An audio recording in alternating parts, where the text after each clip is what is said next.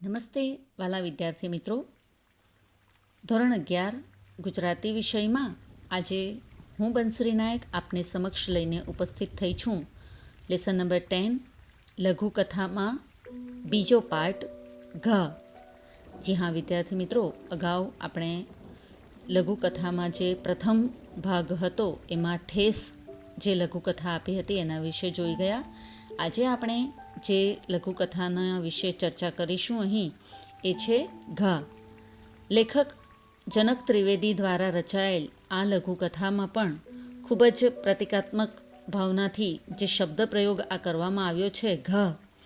આ શબ્દ પ્રયોગ હંમેશા આપણે જ્યારે કંઈક દુઃખની લાગણી થઈ હોય ત્યારે મનમાં જે કંઈક આપણને ઠેસ પહોંચે છે, ઘા પહોંચે છે, જેનાથી આપણા દિલ પર ઘા થઈ જતો હોય છે, તો બસ એના માટે જ આ શબ્દ પ્રયોગ થાય છે.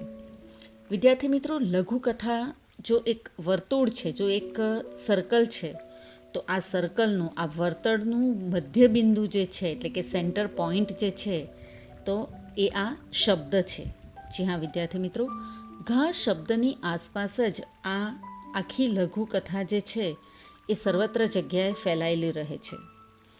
વિદ્યાર્થી મિત્રો, તો હવે આપણે જે આપણી લઘુકથા છે ઘા, એના રચયિતા એટલે કે લેખક આપણા જનક ત્રિવેદી વિશે પણ થોડી આપણે માહિતી મેળવી લઈએ. Janak Trivedi was a Gujarati short story writer, essayist and novelist.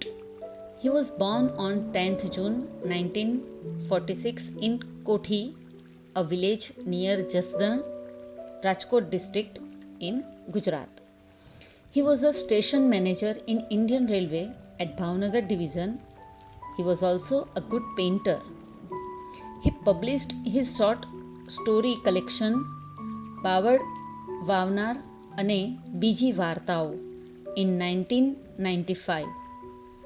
Nathi is a novel written by him. Maro Ashabab is his collection of essays. His short stories are characterized by non-urban Gujarat's lifestyle as well as its culture, language and dialects. He received several prizes from Gujarat Sahitya Parishad and Gujarat Sahitya Academy for his books. He is also a recipient of Sandhan Award and Mudra Chandrak. He died on 29 January 2007 at Guwahati, Assam, following heart attack. વિદ્યાર્થી મિત્રો, આ હતો આપણા જનક ત્રિવેદી જે લેખક છે એમનો પરિચય. હવે આ જે કથાવસ્તુ, આ લઘુકથા જે એમણે સુંદર શબ્દોમાં નિરૂપણ કરી છે એનો પણ આપણે થોડો પરિચય મેળવી લઈએ અને આ લઘુકથાને માણીએ. તો ચાલો તૈયાર થઈ જાઓ. લઘુકથા ઘ. ઘર આંગણામાં ચોમાસામાં ઉગી નીકળેલા ઘાસને સાફ કરવામાં નાયકની કોદાળીનું પાનું સ્વર્ગસ્થ પત્નીના પગલાંની છાપમાં ઉતરી જાય છે. સિચ્યુએશન આટલી. જ્યાં વિદ્યાર્થી મિત્રો, અગાઉ આપને જણાવ્યું એ પ્રમાણે કે લઘુકથા જો એક વર્તુળ છે તો આ ઘા શબ્દ જે છે એ છે વર્તુળનું મધ્યબિંદુ. તો આ પગલાંના જે છાપની નિશાની જે છે આંગણામાં, આ છાપમાં કોદાળીનું પાનું ઉતરી જાય છે એટલે કે ત્યાં લાગી જાય છે. બસ ફક્ત વાત આટલી જ અહીં આખી વાર્તામાં સેન્ટર પોઈન્ટ પર છે. અગાઉના ચોમાસામાં ઘર આગળ ઉગી નીકળેલા ઘાસને સાફ કરતી વખતે ભીની માટીમાં પગ ખૂંપી જવાને લીધે માટી સુકાયા પછી બીબારૂપ બની ગયેલું પગલું એક સાવ ક્ષુલ્લક સ્થિતિ. અહીં એકદમ નજીવી સ્થિતિ આપી છે કે લાસ્ટ ટાઈમ જ્યારે ચોમાસામાં આ ઘાસ ઉગી નીકળેલું હતું અને તે સમયે ભીની માટીમાં પગ કોઈકનો ખૂંપી ગયો હશે અને પછી એ સુકાઈને આ એક બીબારૂપ એટલે કે એનું એક જાતનું એ ઢાળ બની જાય, બીબું બની જ ગયું છે અને પગની નિશાની ત્યાં રહી ગઈ છે. બસ આટલી જ સાવ સુલ્લક એ સ્થિતિ છે. આ ક્ષુલ્લક જે સ્થિતિ છે એના વિશેની જ અહીં વાત લેખકે કરી છે. આ પગલામાં કોદાળીનું પાનું ઉતરી જતાં પ્રગટેલું સિચ્યુએશન નાયકના ચિત્તમાં ભારે ક્ષોભનું કારણ બની રહ્યું અને રચાઈ એક પાણીદાર મોતી જેવી લઘુકથા. જ્યાં વિદ્યાર્થી મિત્રો, આ જે પેલું બીબારૂપ જે પગલાંની છાપ બની ગઈ હતી આ પગલામાં કોદાળીનું પાનું ઉતરી જાય છે, એટલે કે આરપાર થઈ જાય છે.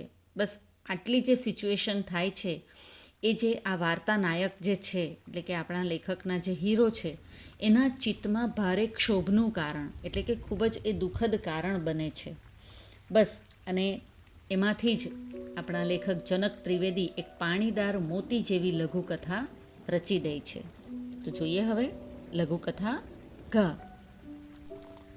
પાછળ આંગણામાં ચોમાસા પછી ઉગી આવેલા ઘાસ અને સુકાઈ ગયેલા કીચડવાળી ઉબડ ખાબડ જમીન જોઈ નિશીથે કહ્યું, બાપુજી, આ ઘાસ કઢાવીને જમીન થોડી સરખી કરાવી થોડા ફૂલછોડ રોપીએ તો.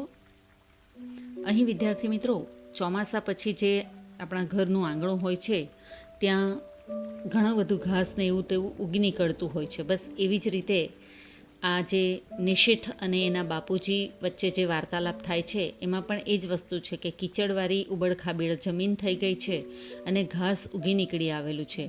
માટે આ નિશીથ જે પુત્ર જે છે એ પોતાના પિતાને કહે છે કે આ ઘાસ કઢાવી લઈએ અને જમીન થોડી આપણે સરખી કરી લઈએ અને થોડા ફૂલ છોડ રોપીએ તો સરસ થઈ જાય. મને પણ પીળું ચટ્ટું ઘાસ મનમાં ગમતું નહોતું. ગયા ચોમાસે આંગણામાં પાણી ભરાઈ કીચડ થઈ ગયો હતો.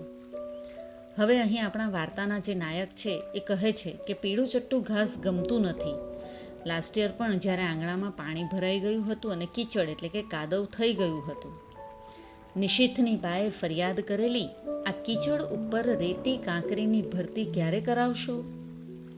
હવે ઘરમાં જે પત્ની હોય છે એ પોતાના પતિને એમણે ફરિયાદ કરેલી જ હતી કે આ કીચડ થઈ ગયું છે તો એના ઉપર તમે રેતી કાંકરી કંઈક ભરતી કરાવશો, એટલે કે અહીં નાખી દેશો તો આ જે કીચડ છે એ જતું રહેશે, એ પુરાઈ જશે. એને કારણે રોજ મારા પગ કીચડ થઈ જાય છે, પણ ભરતી કરાવવાનું મને સૂઝ્યું જ નહોતું. અહીં નિશીથની બા કાયમ કહેતા કે મારા પગ જે છે એ રોજ કીચડવાળા થઈ જાય છે, કાદવવાળા થઈ જાય છે, પરંતુ ભરતી કરાવવાનું અહીં જે વાર્તા નાયક કહે છે કે મને સૂઝ્યું જ નહીં હતું, એટલે કે મને ધ્યાન જ નહીં રહ્યું હતું. નિશીથની બા હતી ત્યારે ચોમાસા પછી ફળીની સાફસૂફી કરી ક્યારાઓ સરખા કરતી, પણ આજ 6-1 મહિના થયા તોય આંગણું અવાવરું પડ્યું છે. અહીં વિદ્યાર્થી મિત્રો, અવાવરું એટલે કે બહુ વખતથી વપરાયા વગરનું જે કંઈક જગ્યા હોય એને અવાવરી જગ્યા કહેવામાં આવે છે. તો અહીં વાર્તાનાયક પણ યાદ કરે છે કે જ્યારે નિશીથની બા હતા તો એ ચોમાસું જાય એટલે તરત જ બધું સાફ સફાઈ કરાવી દેતા હતા. ક્યારાઓ જે હોય છે એટલે કે નાની નાની જે છોડ રોપવાની જે જગ્યાઓ કરેલી હોય છે એ બધા ક્યારાઓને સરખા કરતા હતા. પરંતુ અહીં વાર્તાનાયક યાદ કરે છે કે 6 મહિના થઈ ગયા, આજે આંગણું અવાવરું પડ્યું છે. વિદ્યાર્થી મિત્રો, અહીં 6 મહિના થઈ ગયા એટલે કે નિશીથની બા હવે રહ્યા નથી અને એટલા માટે જ વાર્તાનાયક અહીં કહે છે કે આ અવાવરી જગ્યા પડી ગઈ, એટલે હવે કોઈને એ સાફ સફાઈ કરવાનું ધ્યાન રહ્યું ન હતું. હવે વાર્તાનાયક અહીં કહે છે, મેં કહ્યું કરાવી લઈશું. અરે હું જ કરી નાખીશ, તારા છોકરા રમાડવા સિવાય મારે બીજું કામે શું છે? એકાદ માસ પહેલાં જ નિશીથ બદલી કરાવી ઘરે રહેવા આવી ગયો હતો. વિદ્યાર્થી મિત્રો, અહીં વાર્તાનાયક કહે છે કે સારું, આપણે સાફ સફાઈ કરાવી દઈશ અથવા તો પછી હું જ કરી નાખીશ, કારણ કે મારી પાસે તારા છોકરા રમાડવા સિવાય બીજું કોઈ કામ નથી, એટલે મારો પણ ટાઈમપાસ થઈ જશે. અને વિદ્યાર્થી મિત્રો, પોતાના પિતા એકલા રહેતા હોવાથી હવે આ નિશીથ નામનો જે છે એમનો પુત્ર એ 1 માસ પહેલાં જ એટલે કે 1 મહિના પહેલાં જ પોતાની જોબ પરથી બદલી કરાવીને એ ઘરે રહેવા માટે આવી જાય છે. થોડા દિવસો એમ જ ચાલ્યા. મને અમસ્તું જ થયું, નિશીથ કરી નાખે તો સારું. હવે એક વખત તો વાર્તાનાયક કહી દે છે કે સારું, હું કરી લઈશ, પરંતુ દિવસો વીતતા ગયા છે, પરંતુ એમને આ કામ યાદ રહેતું નથી અને પછી તો હવે એમને એમ જ થાય છે કે નિશીથ જો આ કામ કરી દેશે તો વધારે સારું. પણ નિશીથને આંગણું યાદ આવ્યું જ નહીં. અહીં તેઓ એવું સમજે છે કે પુત્ર કરી દેશે, પરંતુ પુત્રને તો એ કામ યાદ આવ્યું નથી. એટલે આજે હું જ કોદાળી લઈ આંગણામાં ઘાસ અને ઉબડ ખાબડ હતું ત્યાં જઈ ઊભો. એટલા માટે હવે આ વાર્તાનાયક છે, નિશીથના પિતા જે છે એ જાતે જ કોદાળી લઈ જાય છે અને આંગણામાં ઘાસ અને જ્યાં પેલી જમીન ઊંચી નીચી, ઉબડ ખાબડ એટલે કે અમુક જગ્યાએથી ઊંચી, અમુક જગ્યાએથી નીચી અને થોડી ખાડા ટેકરાવાળી થઈ ગઈ હતી. ત્યાં જઈને તેઓ ઊભા રહી જાય છે. મેં કોદાળીનો પહેલો ઘા કરી જમીન તરફ જોયું. તેઓ પોતાની સાથે જે કોદાળી લઈ જાય છે બધું સાફ સફાઈ કરવા માટે, અને એ કોદાળીનો તેઓ પહેલો ઘા કરે છે અને જમીન તરફ એમનાથી એકદમ જોવાઈ જાય છે. ગારામાં સુકાઈ ગયેલા એક પગલા મધ્યથી ચીરતું કોદાળીનું પાનું જમીનમાં ઊંડું ઉતરી ગયું હતું. વિદ્યાર્થી મિત્રો, ગારામાં સુકાઈ ગયેલા, જે ગારો એટલે કે કાદવ કીચડવાળો જે વિસ્તાર હતો, એ જે કાદવનો જે આખો જે ઢેર ત્યાં થઈ ગયો હોય છે એને ગારો કહેવાય છે. એમાં સુકાઈ ગયેલા એક પગલા મધ્યથી, એટલે કે નિશીથની બા જ્યારે લાસ્ટ ટાઈમ ચોમાસું હતું ત્યારે પોતે એ સાફ સફાઈ કરવા માટે નીકળ્યા હતા, ત્યારે એમના પગલાંની આ છાપ ત્યાં પડી ગઈ હતી. અને બરાબર એ જ પગલાંની મધ્યથી એટલે કે વચ્ચેથી આ કોદાળી જે એમણે પહેલો ઘા કર્યો હતો એ આ પગલાંના વચ્ચેથી એક્ઝેક્ટ કોદાળીનો ઘા લાગી જાય છે અને કોદાળી જમીનમાં ઊંડે ઉતરી જાય છે. અને વિદ્યાર્થી મિત્રો, બસ પોતાના પત્નીના જે આ એક અંતિમ યાદ આપણે કહીએ તો એને યાદ સમાન જે આ પગલાંની નિશાની હતી તેમાં એ કોદાળીનું પાનું જમીનમાં ઉતરી જાય છે. અને લેખકના અહીં સરસ એમણે જે વાર્તા ગૂંથી છે એમાં કહેવાય છે કે નાયકના ચિત્તમાં પણ પત્નીની યાદ તાજી થઈ જાય છે અને આ કોદાળીનો ઘા જાણે એમના મનમાં થઈ ગયો હોય, આથી જ તેઓ ક્ષોભનું કારણ આ બની ગયું એમ સમજે છે. બસ આ જ આપણી લઘુકથાનું જે શીર્ષક જે છે એને સાર્થક કરે છે. વિદ્યાર્થી મિત્રો, જે તેઓ કામ કરવા માટે જાય છે પરંતુ પ્રથમ ઘા જે છે એ જમીન પર નહીં પરંતુ એમણે પોતાના દિલ પર જાણે પડ્યો હોય એવું એમને દર્દ થાય છે. અને એવી જ લાગણી વાર્તા નાયકને ખરેખર આ એમના ચિત્તને ઢંઢોળી દે છે, એમને દુઃખી કરી દે છે.